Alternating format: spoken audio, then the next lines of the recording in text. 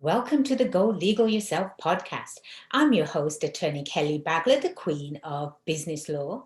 Today, I have the pleasure of interviewing Mike Slater. Mike is the host of the Mike Slater Show, which airs on KFMB in San Diego. He's also a public personality who speaks on American values, an author, and a fellow entrepreneur. Welcome to the show, Mike. Kelly, how are you? I'm fantastic as always. How are you? Fantastic. Thanks for having me here. I just want to let everyone know that Kelly is my lawyer. She's the one who made my business a reality. We're working on my living trust right now. And I busted a mirror the other day and got 7 years bad luck. But my lawyer thinks she can get me 5. Huh? What do we think? I love it. I love it. Thank you for going right into that joke. Listen, I know you've helped me with my help me. You made my business a reality. You'll help me with living trust. I hope I never get in any criminal trouble. I don't know if you ever do criminal law, but I hope I never have to call you for that. I have people, Mike. If you need anything, you call me, but I've got people. That was a wonderful, wonderful joke. I haven't actually heard that one. So it feels a little weird for you because you're on the opposite side of the mic, right? I mean, every day you are in front of the mic, you're talking to the audience, and today I have the pleasure of interviewing you. So here we go. I love it. I don't get asked questions. You know, I have a living asking questions. I don't answer questions. So I hope I can do okay for you. You're going to do wonderful. Okay. So the title of this episode, Mike, is Let Your Voice Be Heard. Okay. So you don't just wake up one day and become a radio host. So tell us a little about yourself and how did you obtain the fame that you're enjoying so much right now? I give you the short of the story. So I grew up in Syracuse, New York, and every morning my family would read the newspaper. And I distinctly remember my brother and I would sit at like the island counter seats, and then my mom and dad would sit at the kitchen table, and my dad would start with the newspaper, and every section that he would finish he would put down, and then my mom would pick it up, and then my brother would pick it, and I would get the scraps. I was the youngest, but I would always, if I could, too, Mike. They're perfect. Yay. So we can relate of scraps. I would always try to go right to the opinion section though for the local newspaper, and I always was attracted to the opinion section and people writing letters to the editor and everything. So it was that. And then I would listen to some talk radio. And I remember the one guy in particular, Jim Reith. I don't even think he's there anymore. Actually, I'm certain he's not there. He was the local host in Syracuse. And whatever he talked about on the radio, we would talk about as a family that night around the dinner table. And mostly local stuff in Syracuse. And I just grew up. I wanted to be that guy. I wanted to be the guy who started family discussions. And I'm pretty sure I'm the only radio show host who says if there's kids in the car and they ask a question about something we're talking about, turn the radio off, have the conversation. We'll be back tomorrow. But I like the greatest compliment people give me, especially when I was doing the morning show, when people were more driving their kids to school, was I listened to you in the car with my kids. That is such an honor. And like, that was me when I was a kid, and that's why I've always wanted to get into it. So there's my story. Short and sweet, just like you said. Yeah. There was a little in between time there when I was in college, because it's scary to get on the radio, right? It's like really, really scary. And I'd practice by writing out editorials for the local college paper. And one day, the radio station was right across the street from my dorm room, literally right across the street. Like I could look out my window and see the radio station. I would never, like comically would never go in it because I was too scared. So I wrote this editorial, and randomly these two girls had this conservative radio show on WYBC. I don't even like, it's crazy that they had one. They read my editorial, invited me on. I went, turned the microphone on, and it was the greatest feeling I've ever had in my entire life. And I said, I have to do this for the rest of my life. So it was going into my senior year. So I talked to the program director on my way out and I said, can I stay this summer and do a show? And he said, yeah, you can. Because like, what do we care? And that's what I did. So that summer was my first summer. But like, I would never forget that moment. First time microphone on. And here we are, I don't know, just 18 years later, maybe something like that, 17 years later. So the moment that you turned the microphone on and you started talking, did you feel something inside of you that felt right, that this was your calling? Yeah, I've never felt it since. I could tell you that.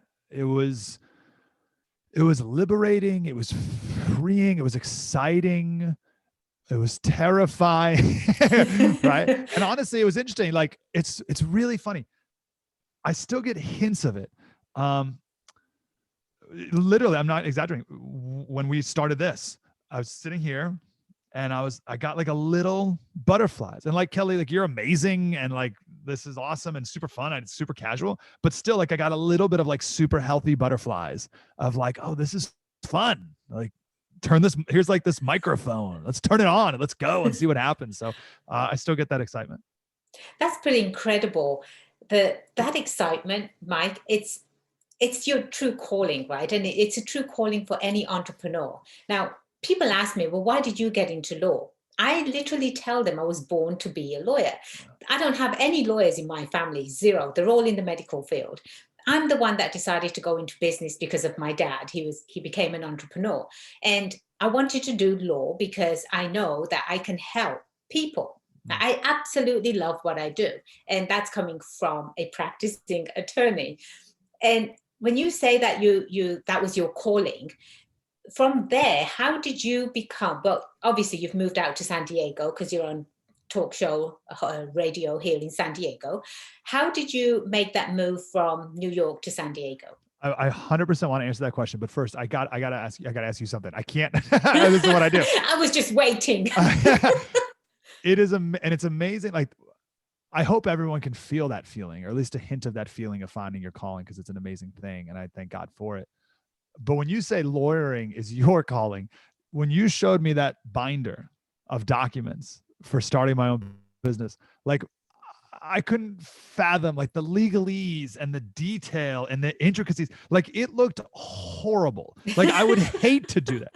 I would just like that would be my hell.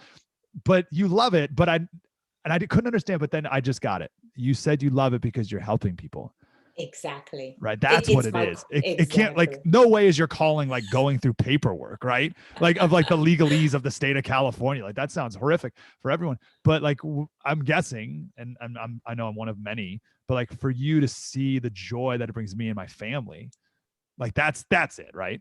Absolutely. Absolutely. And that joy that it's brought you and your family, it's brought hundreds and thousands of my clients the same joy. Right. And I actually am blessed too, Mike, very blessed that I am living the dream, the life that I've always dreamt of, always. America is the greatest country on earth. Mm-hmm.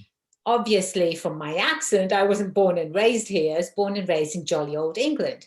But England couldn't provide me with the same opportunities that America has. America has become my home.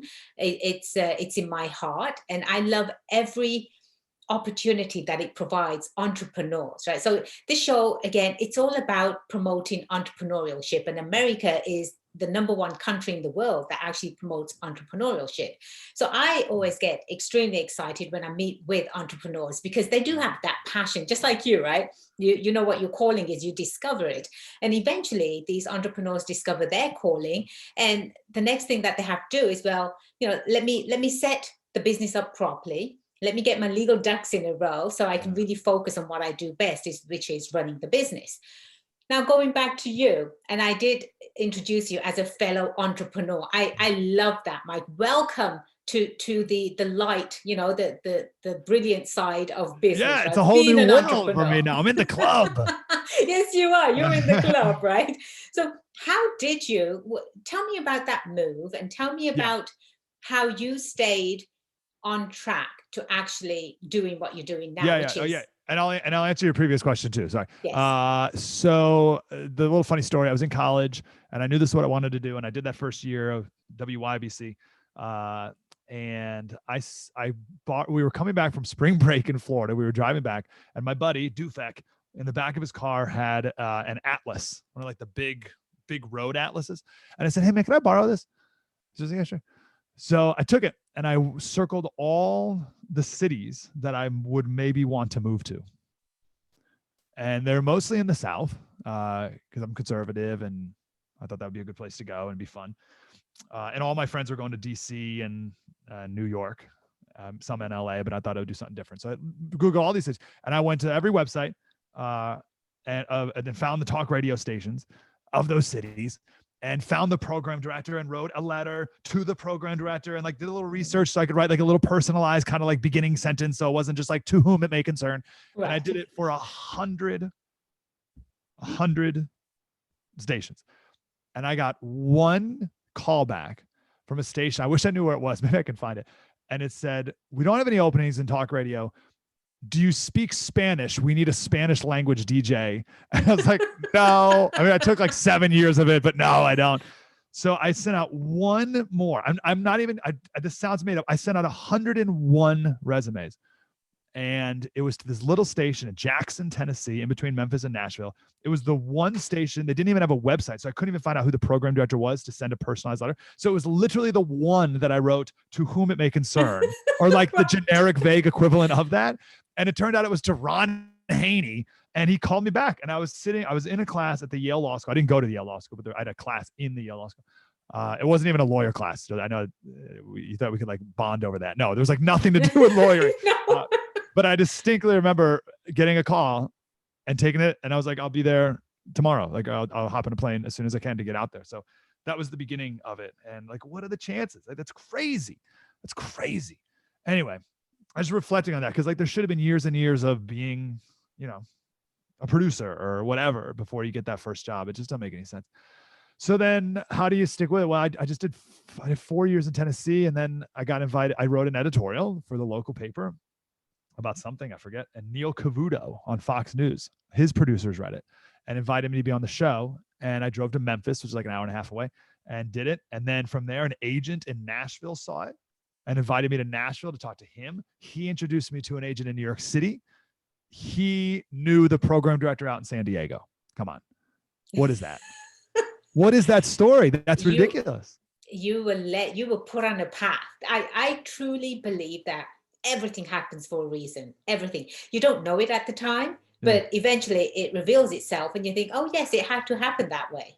Right. Yeah. And so that's how you ended up in San Diego. Yeah, it's wild. And I think now my kids here and raising family here and meeting you and starting my own business. Like that, all that stuff's crazy. Another thing I think when I go back on all that is every single thing happened. Well, first God, but I did a thing. So like I sent out the 101 resumes. And then to get on Fox News, I had to write the editorial. If I didn't write the editorial, Cavuto wouldn't have seen it. My agent wouldn't have seen it. Right. So like all these things snowball. So it's like that little bit extra hustle.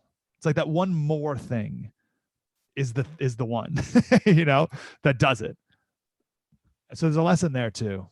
So yeah, crazy.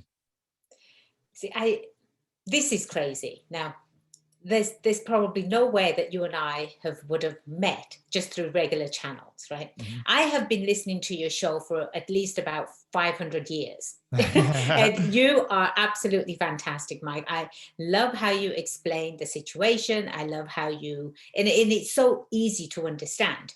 And I would never have met you in person if it wasn't for the route that I had to take as well. Mm. So living in San Diego, thought I would create a commercial for local TV in San Diego. And the lovely ladies over at iHeartRadio gave me a call and they said, we've got great marketing opportunities for you. And that's how I met you. And if it wasn't for that commercial, like I said, there's just no way that you and I would have met. So things do happen for a reason. And they do happen for, I guess, it's supposed to happen. I don't know what that word is, right? I don't know what it is, but they're supposed to happen. Why do they happen? Is because you don't give up. Personally, you don't give up. I didn't sit back and say, well, Yeah. I'm not going to create the commercial. I'm not going to push this business. I'm not going to do that. Every opportunity, everything that I see, Mike, it's always an opportunity, and I have to go after it. You don't know whether it's going to be the one for you, for your business or not, but you'll never find out until you actually go for the opportunity. I know. And it's so hard. I made something a while back and was too scared to market it properly because it's a risk, right? It's an investment and it's a risk. And guess what happened? Nothing. Nothing happened with it. Didn't sell a thing because why would I? Right? I mean, right. I didn't market it.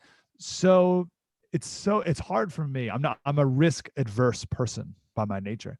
So that's something as an entrepreneur I need to really, really work on and take those risks because you can't win if you don't play. If you're not in the game, right? Yeah. Exactly. So how do you do that? How do you work through risks or advise your clients to overcome these hesitations, to say the least?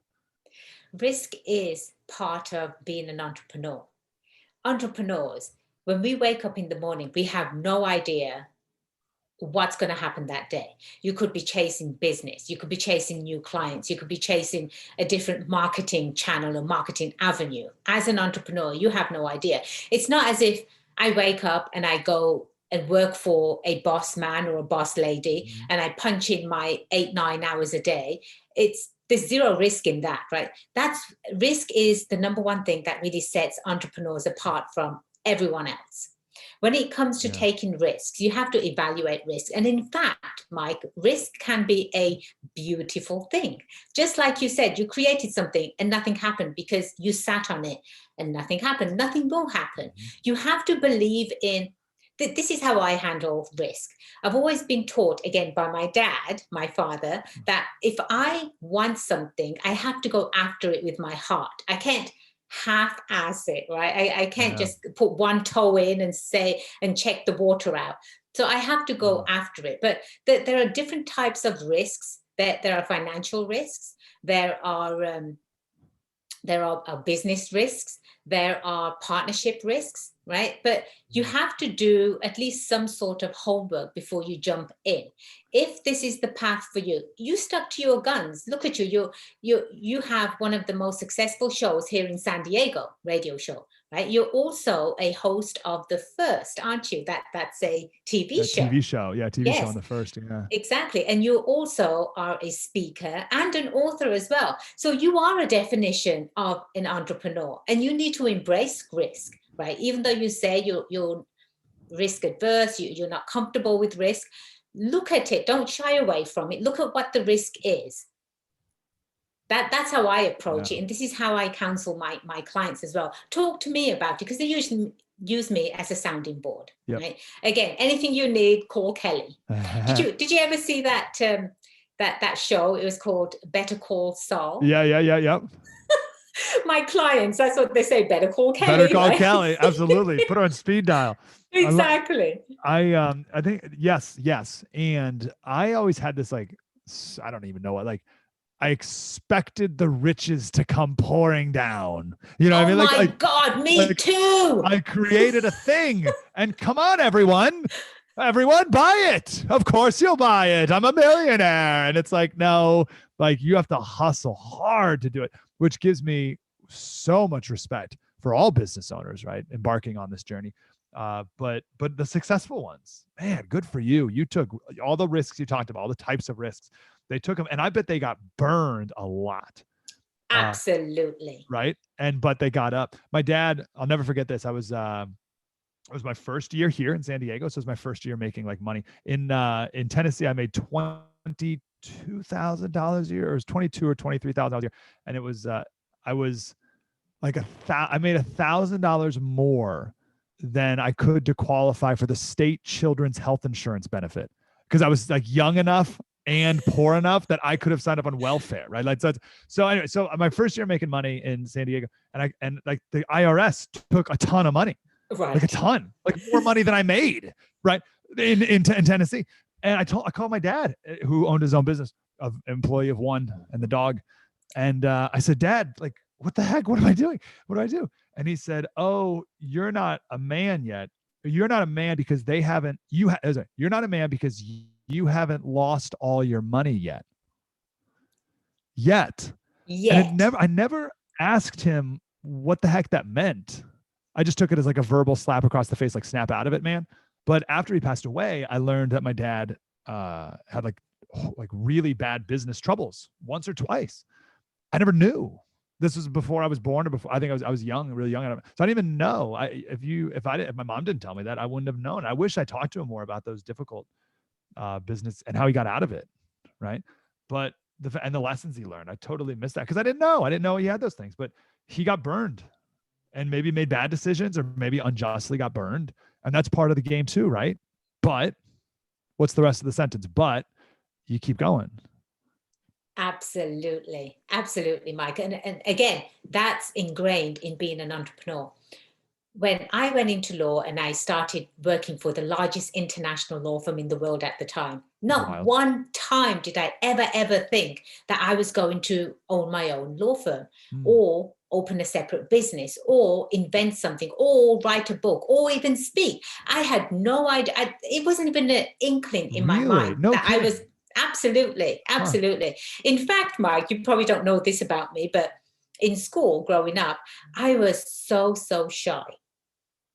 Little old me, right? I was extremely shy. I would hope and pray that the teacher didn't pick on me, and hated public speaking, hated communicating with people. But this is the beauty about being an entrepreneur. When you find your calling, I think you become unstoppable. I had to learn everything that I am today. I had to learn it, right? And that's the thing that your dad did as well as an entrepreneur. He kept going because he knew in his heart what he wanted to do. I know in my heart that I could never go back to the corporate world. I couldn't work for anyone, never again. And as long as you have that trust and faith in yourself, there's nothing that can stop you. Yeah, what's really interesting about that story, and there's an interesting psychological analysis here and it's a kind of which came first, but being the entrepreneur has allowed you to be the true you, like the real you. And it's like enlightened and enlivened Kelly. Right. That's amazing. Right. That's really, really interesting. So you talk about how you had to like reinvent and learn is the word you said. You had to learn these things, which is definitely true. But also like finding that passion brought the real you out at the same time. And that just it's like exponential from there. Wow, that's amazing. Because so if you work for the man, I don't want to describe it as like an oppressive state, right? Because there's a lot of security that comes from that, and a lot of good things that come from that too. And you can have a great job. I mean, so I'm not demeaning that, but if you're on the fence about becoming that entrepreneur, maybe one of the incentives can be maybe the real you can pop up. You have to think about what's the life you want to live. What's the life you want to live? Do you want to get up every day, get ready, go invest 8, 9, 10 hours for someone else, come home dead on your feet, barely have family time, and then do it all over again for the next 10, 20, 30 years? Is that the life you want to live? If it is, it's okay. There's absolutely nothing wrong with that. That's fantastic for you. But if that's not the life, and especially during this global pandemic, right, Mike? People are forced to work from home. People have been laid off. It's a very, very sad situation as to what's going on globally. And entrepreneurs that actually became entrepreneurs right before the shutdown, I think they're the ones that are more prosperous rather than the employees. The employees, that there've been so many layoffs. It's unbelievable. It's quite heartbreaking. But as an entrepreneur, you have full control over your life and how much money you want to make, right? It's a matter of that. Obviously there are steps. It's very scary being an entrepreneur. Like you just said, nothing's guaranteed. It's very, very risky. But if you have faith and confidence in yourself, again, that's what's going to keep driving you forward. There's going to be multiple rejections. Do you think I've never got rejected by by businesses or clients, but it's the way you adapt. Right? Yeah. Like you said, the true you comes out at the end. I would never change my life for anything at this point, right? So I have an incredible loving husband. I have 4 dogs, my associates. I get to work from the home office. I get to pick and choose my clients, but I didn't get there overnight. Every entrepreneur has a story. Everyone does. Right? And so do you as well. This is your calling. This is how you feel. You have something to say. Well, if someone wanted to follow in your footsteps, Mike, what would you advise them to do? Write 101 letters? Yeah. So do you mean specifically like they want to be like in the radio world? Yes. Yeah. Yeah, gosh, that's so interesting because it's so different now because of, well, here we are, right, on a podcast. Yeah. So specifically, it's so funny. I was talking to, this was a couple of years ago, and I was talking to a top podcaster, like one of the top podcasts. And I said, and I wanted to get into podcasting, like more of this, like maybe like, I don't want to say off AM radio, but like more into the podcasting world because it's different. It's a different vibe as we have here. I have people for you, Mike. There you go. You're in the world. I have people for you. Just let me know when you want to do it. You've never let me down. So anyway, I talked to this podcaster. I was like, well, how do I get into podcasting? And he goes, well, hold on. How do I get into AM radio? Exactly. Right? And I was like, oh, I get weird. Like we each want the different thing. You know what? I don't even know. I think I can't even give you a practical step-by-step because the world's so different right now about how you get started. And it's hard, but I think the first thing is you can't be afraid. I'll give you two general things. You can't be afraid, and you have to be authentic. People are desperate for authenticity, and it's hard because you want to put your best face, or you want to do this, or you want to pretend to be this, but people can smell a phony from a mile away. And I know that's true on AM radio because I've had some stories in the beginning where I tried to be a phony. I tried to be something different. And maybe it was something about people in Tennessee. They saw right through it. I'll tell you a real quick funny story. So I was doing a story. I was in Tennessee and I was doing the story on the boll weevil and how there was a boll weevil that was like ruining the crops in Tennessee. It was like a big boll weevil infestation or something. I must have said something that made it think that I thought a boll weevil was an animal, like a rabbit or something. And I didn't know what a boll weevil was, but I must have said something like I thought it was an animal. So some guy called in and he said, "Oh, Slater, I trap boll weevils and I sell their furs." And I was like, "What? Like, tell me more. Like, what is like, how do you catch them?" And he's like, "Oh, we have these traps set up and they look like this and the boll weevil gets in it." Blah, blah. And I was like, "What do you do with the furs?" And he's like, "Oh, I got a guy in Memphis and I sell him to the guy." And he told me like this whole thing was like a 10-minute story. And I hung up the phone and the phones just went just lit up with people just cracking up at me because the boll weevil was a little tiny bug. And they were just busting. I was like, "Oh, Slater, that guy got you. He got you." And first of all, I felt like such an idiot. And my program director was like, no, it's good. It means they like you because they can poke fun at you, right? So it's like you're part of the crew here in the South, which is cool. But it was also like, don't fake it. Like don't pretend to be, oh yeah, like here I am, Mike Slater from New York, some Yankee coming down to the South. Here's all about the boll weevils. Just be honest. Be like, I don't know what the heck a boll weevil is. Oh, right. Or whatever the thing is, like be real, be honest, be authentic, and people will appreciate that. And I guess that's true for anything, right? It truly is. It's true, especially in San Diego, right? Because where it's so easy to be phony. Yes, in California in particular. Yeah. I mean, LA is like the king of phoniness, right? It's just nonstop phoniness, and I think we get a little of that in San Diego too. Anyway, I interrupted you. Sorry.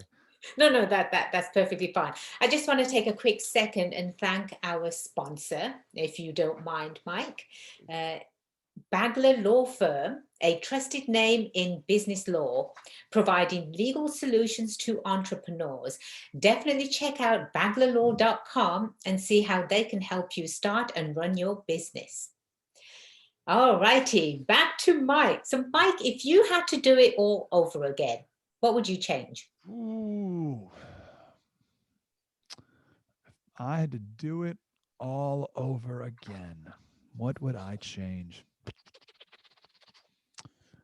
Well, I would have done so I'm having trouble answering this question because I have such a good life and things are so good. And we have a great family and amazing wife and everything's really good. If I had to change anything, I would have started the business from the jump, right? Because now it's a little difficult, like transferring things over, right? And there's we already have this way of doing things, and so if I just did a business from the start, like I needed a Kelly Bagla when I was 22 to start, why not? Like, I don't know why 22-year-olds don't just start their own business and just have it, and then you can fill it in later, right? But start from the jump that way. I think that would have been much better.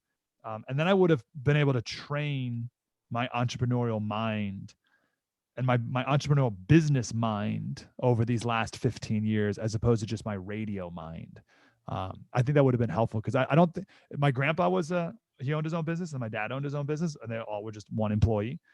So it's somewhere in the blood, but it still would have been good these last 15 years to have trained that mind. So yeah, I would have done it from the jump. Maybe that would be my advice to younger people, is do it as soon as possible. Excellent advice. I know that you are a history major. Yep. Well, what type of history do you enjoy? Yeah, well, American. So that was my focus of my major. But if we talked to an author on my TV show today, and we're going to do it on my radio show today. It's Kevin C. Lyons. I recommend this book. It's called The DNA of Democracy. And he does it as clearly as possible. He tells all these stories, and he starts in ancient times. He starts in Jerusalem, starts in ancient Rome, starts in ancient Greece. And he tells the story of America starting from those ancient periods. And these ancient, he calls them the crucibles, like incredibly difficult, traumatic, horrific times that people fought and persevered, the theme of our talk today, and did not give up. And out of that came democracy in Athens, in Greece, right? Out of that came Rome. Out of that came freedom out of Jerusalem. And then out of all that came ultimately United States of America. So even these ancient stories, it's our story. And I think the best introduction I've ever read to that is this book, The DNA of Democracy. I would highly, highly recommend it. And read it with your kids, because if kids today know our story, and I don't want to go on a whole political thing here, but if kids knew our story today, they'd have so much more appreciation, like you do as an immigrant. And we talked on the TV show the other day with someone from Albania. It's Albania, just north of Greece. And he grew up in communist, straight up communist country. And no one loves this country more than immigrants who get it, who know the alternative. And you were in England, right? And England's not an oppressive communist state. No, still America's better, and still you appreciate America way more. So imagine these people who come from real abject oppression and poverty and others. They love this place. Yet we have so many Americans here who take it for granted and still dog it, because they don't understand what the alternatives really are, because they've just lived it their whole life. They don't know any different.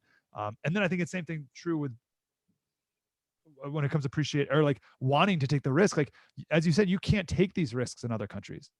So if you live in America and you're not taking these risks, what a missed opportunity that is, because that guy in Albania would do anything to take a risk. He can't.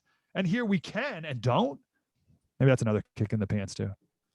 Just to add to that real quickly, Mike, immigrants, right? Immigrants that come to this great country from all around the world. Why is it that Indians from India, they come here to America, they don't know how to read or write, they can barely speak English, but yet they own businesses? How is that possible? You tell me. Yeah, if you look at this is a whole thing. I'm trying to figure out where to start this story. We have this weird perception in America that the minorities we put them into groups of black and white. Maybe if there's more nuance, it's black, brown, and white. And I hate all this stuff so much.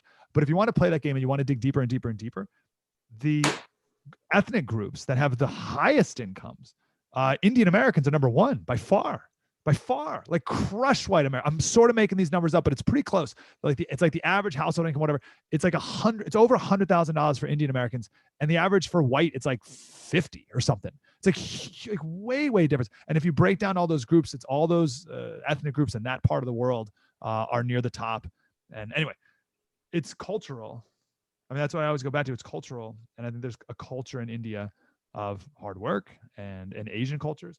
And respect and like following the rules and doing what needs to be done and like respecting your family and your family name and doing the right thing and like all the things that work well in a capitalist country, I think is in those cultures. So we need more of that. we need more of people. Right? We need more of people with that culture here, and we need to identify what those traits are and then embrace it in America as well for Americans. When I first migrated here to America, what I couldn't understand, I thought everyone was American. That was it, American, right? American citizens. In England, I'm Indian, but my ethnicity is Indian. My nationality is English, right? I am a British person. Here, in England, we don't say I'm an Indian English. Yeah. We don't say that. I think that maybe this whole dividing people into categories, right, started when people started labeling these ethnic groups as Black American or African Americans. Some of these Black people that are born here and raised here, they've never been to Africa. No. Their ancestors have never been to Africa. So how is it that now all of a sudden you've got Asian Americans and Indian Americans and African Americans? We're all Americans. I think that should be the bare minimum that everyone should embrace. We are all Americans. That's where it starts from. Yep, it's one of the worst things that exist in this country is like this hyper ethnic division, the hyphenization of America. It's a terrible thing. But when we don't teach what America is, and that kind of takes us back to this DNA of Democracy book, if we don't know who we are, then all we can be are these splintered, fractioned groups as opposed to American. And when our kids are taught that America is a bad place, then you don't even want to put the American part in the hyphen, right? Now you don't even want the like Indian American. You want to take that part out. So now we're just completely separated and divided. And no good can come from that. It should never, ever have happened that way. It should never have happened. I think people need to start recognizing, yes, they are Americans. Because again, as a migrant, right? America is the greatest country on earth. It's the greatest country. Anyone, don't care if you're black, white, purple, green, don't care who you are, what you look like. Everyone has opportunities here, and it's up to you as an individual to chase those opportunities, right? Mm-hmm. I personally would have, if I was going to stay in my cultural, setting, right? I would have, if I was going to go into law, I would have done something like immigration law, or I would have done, definitely immigration law. But I chose to step out of all of those norms. I didn't even look at those norms. All I wanted to do was follow my heart, right? So I chose the hardest practice of law, which was corporate law. And at that time, Mike, there was only probably about 3% of minorities that were in corporate law. No kidding. This was 17 years ago, 3%, right? And on top of that, there was probably about 1% that were only females in corporate law. I didn't let any of that stop me. I just charged ahead. This is what I want to be, and this is what I'm going to become. If people start really believing in themselves, right? You have to have that confidence in yourself. You've got to know who you are, first of all, and follow your path, follow your dream. And when that entrepreneurship inside of you comes knocking, you'll know exactly that it's time to make that move and start a life that you want to live. Did you even think when you started the corporate law that you were an Indian English woman? Or were you just like, I'm Kelly and I'm going to crush it? I'm Kelly and I'm going to crush it. And I've been crushing it ever since, Mike. There we go. Ever since. Yeah, that's super important. That's super important that you didn't even really like consider the identities that you were of. Who cares? No, exactly.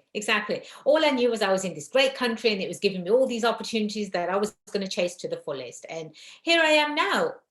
I have my own podcast. I'm interviewing an incredible public figure right now. And, life is good. Who's coming up next? Who's this next person you're going to... No, exactly. What a story. And that's it. I mean, we've touched on so many awesome themes. Like it's not considering these, it's just doing, it's doing what you know is right and taking the risk and seeing where it goes. And even if you fail, at least you fail doing what you really, really wanted to do and what you thought was right. I don't know. Is that a negative note or is that a positive? I think that's a positive note. And I'll add on to that. If you fail, what entrepreneurs do, they get up, they brush themselves up, and they start all over again. And that's how you get these success stories. And just to sort of finish up, you're talking about some brilliant authors and the successful businesses that they've run. Well, one of them, I had Mike Lindell. Everyone that watches TV, nice. Right? Mike Lindell, I don't know whether you've read his book yet or listened to it. What a story, Mike. He is the true definition of what an entrepreneur is. Incredible story. Mm-hmm. Yeah, I mean, he's similar, I guess, in a way of like an immigrant who comes from a poor, poverty-stricken country or whatever. He was here, but made himself poverty-stricken or grew up, the drug addict and the whole thing. But if he can do it, then why not anyone else? Because he'd be the first to tell you he's not exceptional. Right. A crackhead to CEO. Every entrepreneur, everyone that's interested in business, they need to read his book. Yeah, and I understand. Last I talked to him, he's starting his own publishing house too, to give more people opportunities as well. So that's what entrepreneurs do. They don't just make one thing. They don't just make pillows. They keep doing it. They keep going and going and going. Exactly. I would love to have him on the show, by the way, Mike. So if you know him, send him my way. I'll send you, I'll hook you up. Well, I don't know him, but I know his producer, so I can, or his person. We can definitely make that happen. There you go. That's fantastic. It's been such a pleasure having you on the show, Mike. Kelly, you're the best, and you are coming on my show, so we can be even Steven. I look forward to that. And as far as the audience goes, the entrepreneurs that are listening to the show, they can certainly reach out to you because we're going to have your information as part of our show notes. All they have to do is download the app, go to any of your app stores, download Go Legal Yourself. You can contact me directly. You can contact any of our guests directly from the app. And is there anything else you'd like to share with us before we said we have to conclude our meeting? Yeah, no, be courageous, do it. I think I'm not a big stocks guy, but when the stocks tanked, that was the best time to buy the stocks, right? You look at a stock was like $100 and then it went to like $10 and now it's back into 100 or whatever. It's like, oh, you should have bought when it was 10, and all the really, really rich, smart people did. And I think it's the same thing for your business. Like, it doesn't seem like a good time to do it now, but maybe now's the best time. Exactly. Now is the best time. Absolutely. So remember, the only way you become successful is if you make today the day you go legal yourself. Mike Slater, thank you so much for your time being on the show. And I am Attorney Kelly Bagger, the Queen of Business Law, and it's been my pleasure being your host today. Until next time, cheers to your success.